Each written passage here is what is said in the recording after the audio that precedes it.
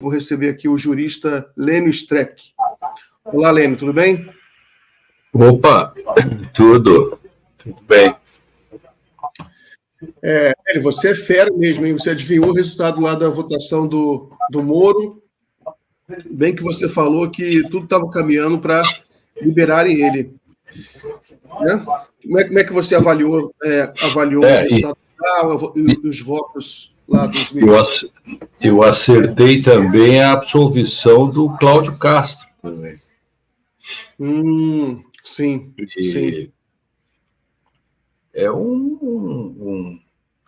Eu sabia que o Moro escaparia do Paraná, porque isso é uma questão de tempo, né?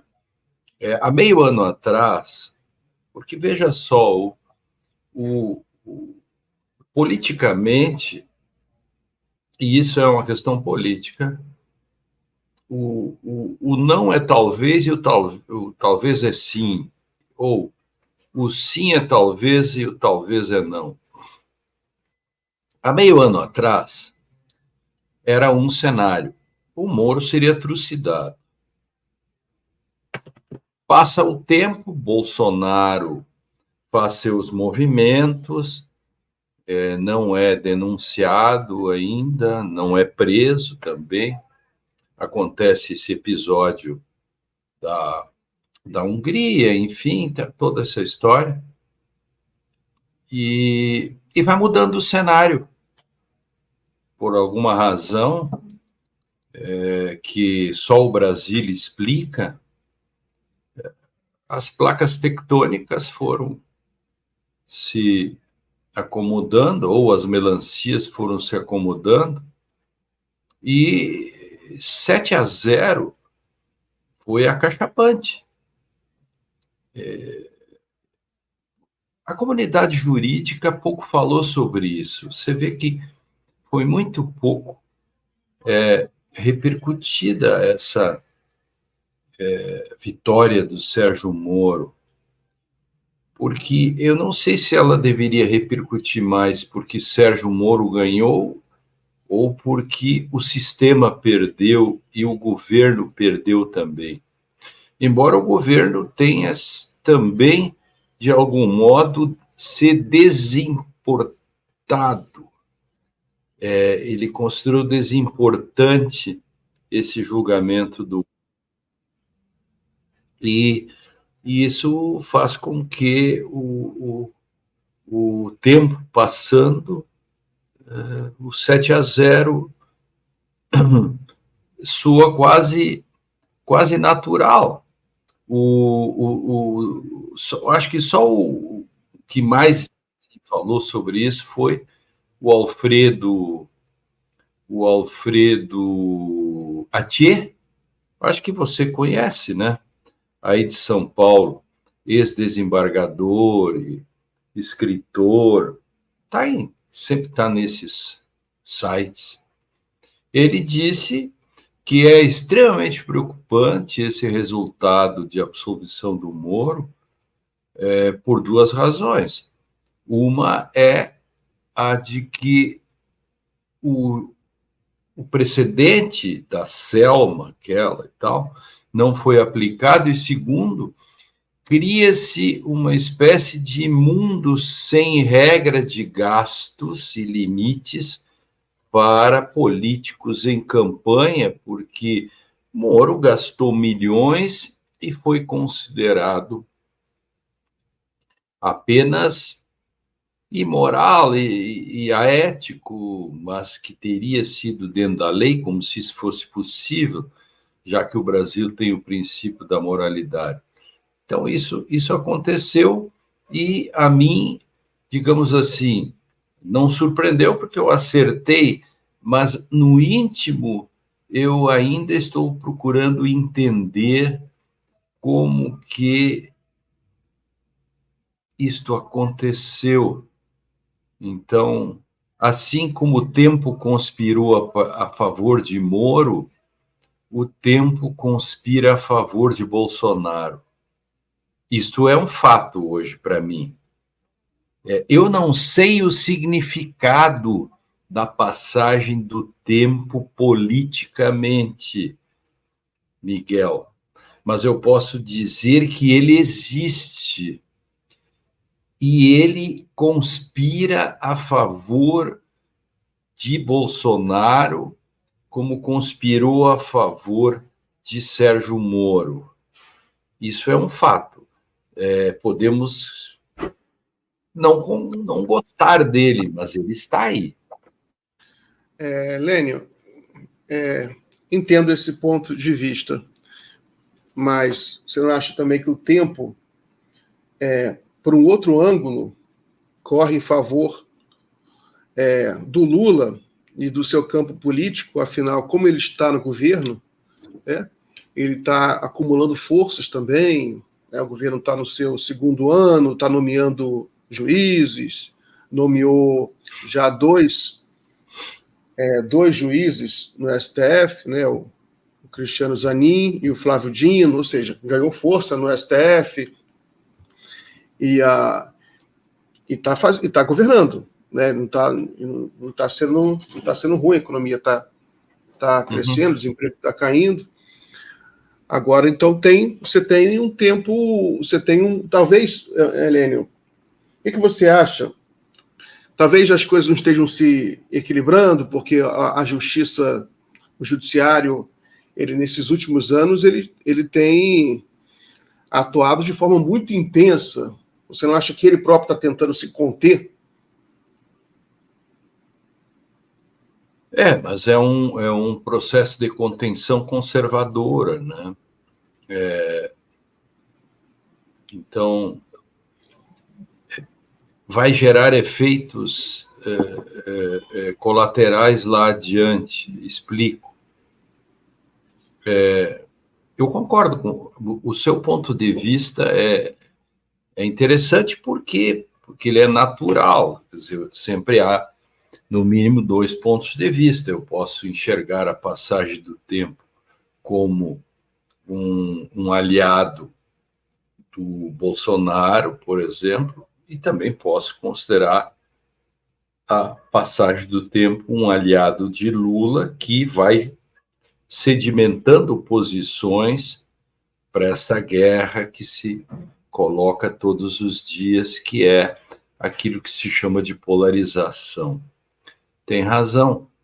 Agora, eu coloco, digamos assim, na balança, no meu ponto de vista, e quero que você reflita sobre isso, que assim como a situação, o tempo vai facilitando a vida de Bolsonaro, tanto é que já não se fala em prisão, e se falava antes e agora já não se fala. Ou seja, Bolsonaro dá a impressão que ele joga futebol americano. Ele avança por jardas. Entendeu? Sabe aquela parada e dá um avanço. E vai e para e dá um avanço. Ele já avançou, ele já eliminou a perspectiva de prisão e agora o próximo passo é avançar mais ainda. Eu não sei quais os limites dessa posição. E a próxima eleição da Câmara dos Deputados, por exemplo, e do próprio Senado, essa da composição das mesas, ela é muito importante, porque ali também se desenha um desejo dos bolsonaristas de fazer um projeto de anistia, entende? Então, o quadro é muito nebuloso. Ele eu vou fechar isso para te explicar por que eu digo isso. O quadro é nebuloso, mas não precisaria ser nebuloso. Se o sistema tivesse sido rápido e expedito, e prendido e condenado o Bolsonaro, nada disso estaria em pauta.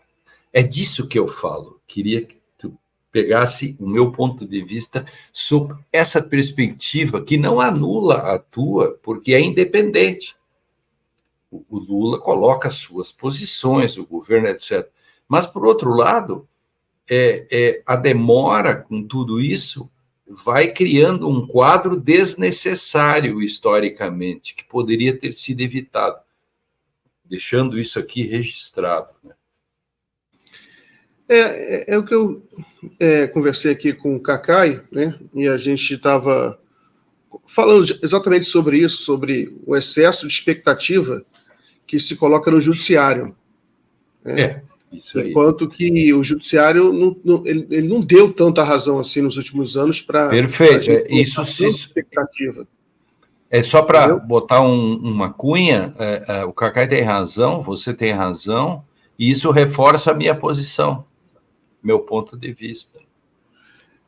Porque a gente viu esses últimos momentos em que o judiciário agindo contra a extrema-direita, o bolsonarismo, talvez a gente tenha esquecido o que é o judiciário brasileiro por conta desse momento, que esse momento talvez tenha sido excepcional.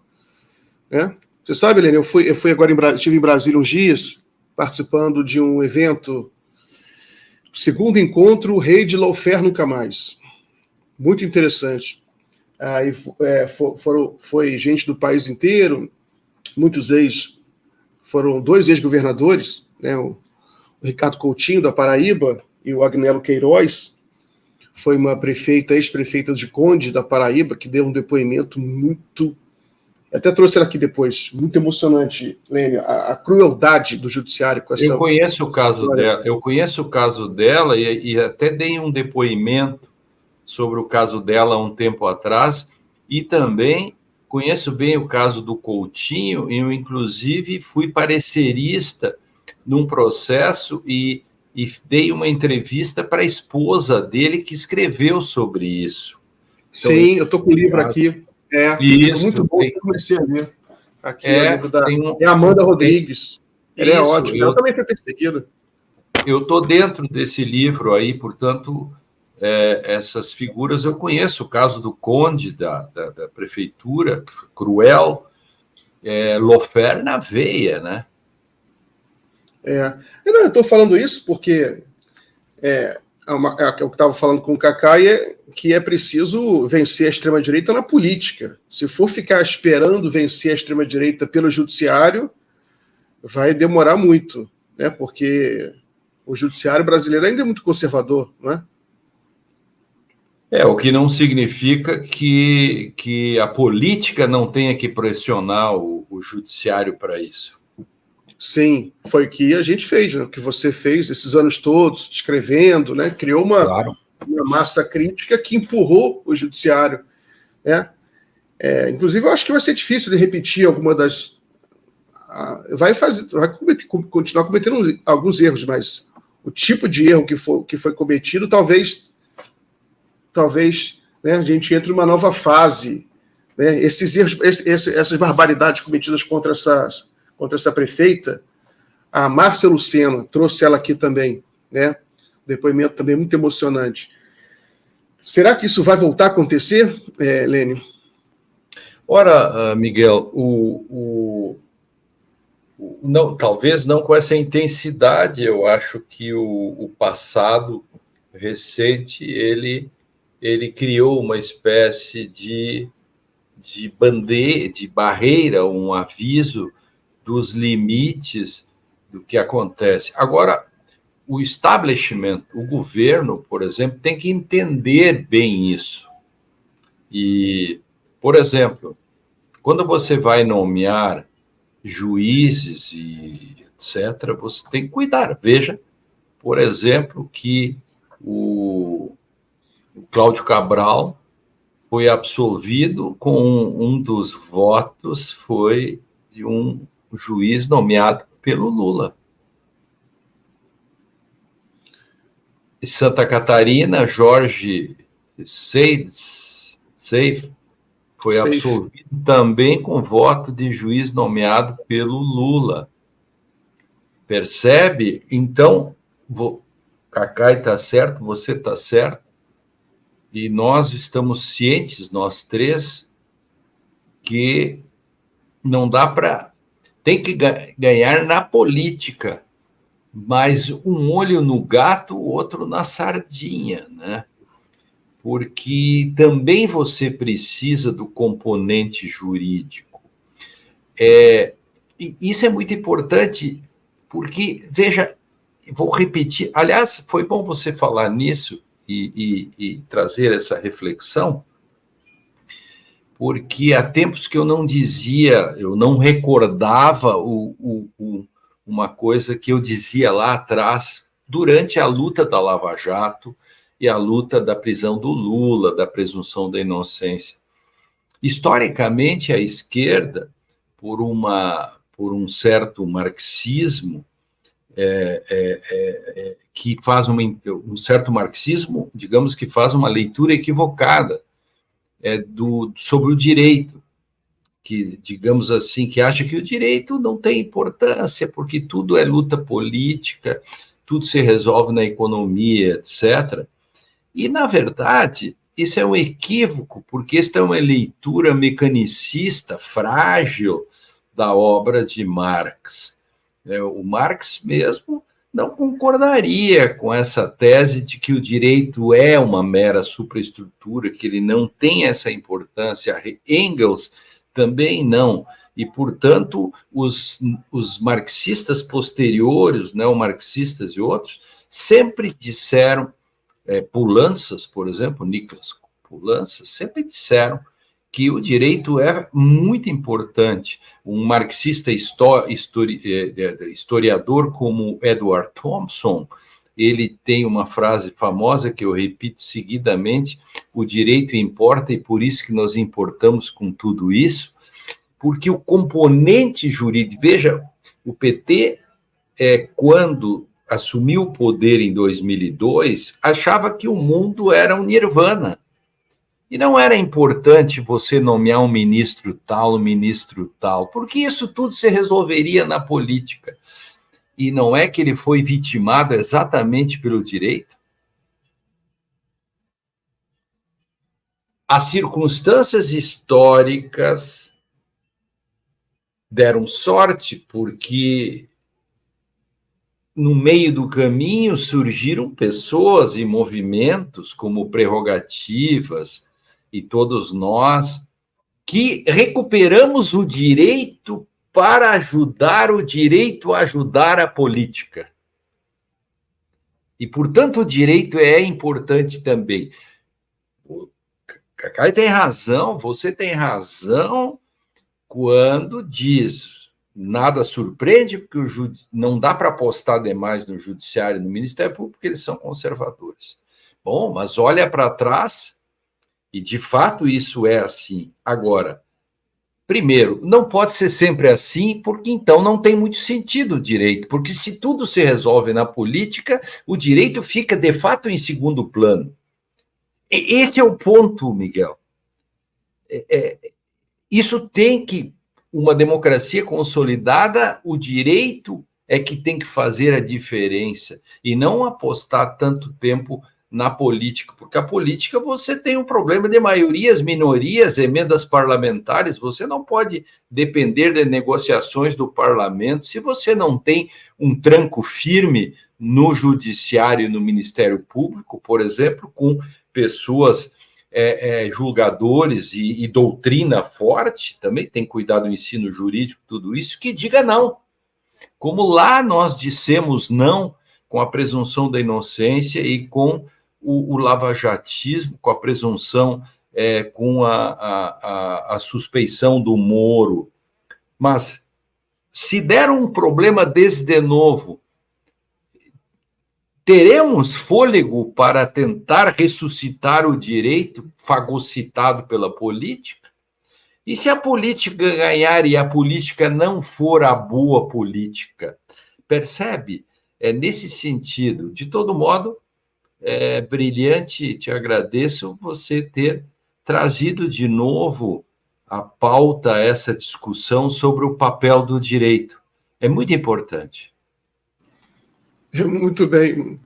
Lênio, mas o direito... Desculpe entrar nessa seara filosófica, né? Mas você não acha que o direito... que você... seria também um erro considerar o direito como uma ciência pura, completamente separado da política? Ele em si também ele é cheio de política? Mas, essencialmente, o direito é produto de 3 questões. Isso você pode testar isso no condomínio do seu prédio. Quando você vai fazer o regulamento do condomínio, você vai ter argumentos políticos, morais e econômicos. Sempre. Quanto vai pagar de condomínio, como é que se tira e põe o síndico, e se pode levar cachorro ou não, e se pode ter barulho depois das 10, e etc. Pronto, você tem argumentos dos 3 tipos. Você junta os 3 que constroem um quarto. Qual é o quarto? O direito. E o direito tem que ter a capacidade, porque ele foi construído pelos 3, de, no limite, controlar aquilo que os 3 saírem. Isso faz com que o condomínio funcione bem. Se o direito funciona bem, ele tira de pronto. Por que o direito funcionou mal no Brasil? Porque quando o Moro começou com isso, o direito não foi forte o suficiente para apagar o lawfare. Você que esteve no seminário do lawfare é o uso político do direito contra seus inimigos. Quer saber essa equação que eu estou falando para você? Se o direito funcionasse no momento oportuno, o Moro não teria se criado. Aliás, em abril de 2015, eu disse isso para ele: com juízes como você, a democracia vai a pique, porque ele não foi controlado. O bom exemplo disso é a Lava Jato. Se o direito funcionasse, a Lava Jato teria morrido no nascedouro, porque ela não teria deixado ela destruir a própria política em nome da política. Esse é o ponto. Eu poderia contrapor, Lênio, que a política falhou naquele momento. A política estava enfraquecida naquele momento da Lava Jato. Eu lembro que a Dilma conciliou uma série de erros acumulados, nomeações para o STF equivocadas, e uma falta de uma mídia. Sim, é um erro político, mas que tem uma inserção jurídica. Isso é como o paradoxo Tostines. Você não sabe se Tostines vende mais porque é fresquinho ou é fresquinho porque vende mais. A Lava Jato ela se impôs porque falhou a política, ou a política falhou porque se impôs a má política, ou o direito foi fraco porque não conseguiu se impor para segurar a política no momento oportuno, ou a política foi forte que superou o direito e, portanto, o direito, de fato, não valeu nada. É muito difícil esse tipo falar sobre isso, mas isso é uma lição que, aliás, isso que nós estamos falando aqui devia ser discutido cotidianamente, porque essa é uma discussão porque ela tem a ver, por exemplo, qual é o papel do direito com relação ao 8 de janeiro e a resposta aos golpistas. E qual, por exemplo, nesse nosso debate, como se insere uma absolvição de 7-0 a favor de Moro. Qual é o significado dessa absolvição nessa dicotomia direita e política que nós estamos tratando? Esse é um assunto que devia ser top trend aí devia ser top nas trending nas discussões hoje. Lênio, uma última questão antes de liberar você. Eu acompanhei de perto, junto com você, estive nas trincheiras, por assim dizer, essa luta contra a Lava Jato, contra os arbítrios do judiciário. Foram momentos muito interessantes, com muita filosofia, muito debate filosófico. E eu lembro que se a gente ia fundo, por exemplo, inclusive na questão de mudar o currículo das faculdades de direito, se discutia muito, que a coisa vem de baixo, e vai até criar toda essa cúpula do judiciário tão tão profundamente reacionária, né, a gente ia fundo. Como é que está esse debate de mudar o próprio ensino do direito? Morreu. E, lamentavelmente, morreu. Aí, de novo, o erro do governo. O governo não se importa com isso. O MEC não se importa com isso. Aliás, tem uma comissão de reforma do ensino jurídico que, não sei, ninguém foi consultado, enfim, o ministro não se importa com isso. Isso é muito ruim, porque mostra de novo que sempre se erra, não se quer fazer modificações na graduação do direito e nem na pós-graduação. Então, esse assunto, nesse momento, está muito mal, está morto, e ele devia ser muito forte, porque, e você acabou de dizer, e nós falamos isso quanto tempo, né, durante a Lava Jato, jabuti não dá em árvore, né, não existe geração espontânea, um juiz não chega a ser juiz sem ter feito uma faculdade. Hoje, por exemplo, as faculdades são um criatório de reacionários. Hoje, os alunos, é impressionante isso, os jovens advogados e os alunos, eles saem da faculdade odiando a Constituição e odiando garantias. Aquela história que o Dallagnol e tal dizia que a Constituição é filigrana, tudo isso, essa é uma história que pegou. E é um criatório de reacionários. A minha comparação é com os médicos. É como os alunos de direito hoje, do modo como saem das faculdades, é como se os médicos recém-formados saíssem da faculdade odiando antibióticos e se negassem a receitar antibióticos, dizendo, olha, antibióticos é uma coisa que é uma bobagem, uma filigrana da medicina. E tal. Essa é a comparação que eu gosto muito de fazer e posso sustentá-la numa boa discussão, mostrando como é fundamental mexer nas estruturas do ensino jurídico, nos currículos das faculdades, do que é importante, etc. Mas... Bom, Lênio, mas boa lembrança, né? Vamos à luta, né? Vamos insistir para que o governo veja isso, dá tempo ainda. Né? O governo começou agora. Lênio. Eu acho, exato. Você é um de tantos aí que pode ajudar nisso e pautar essa discussão. Não pode esquecer isso, não. Lênio, então, muito obrigado, sempre bom conversar contigo. Até a próxima, meu amigo. Até a próxima, querido. Valeu.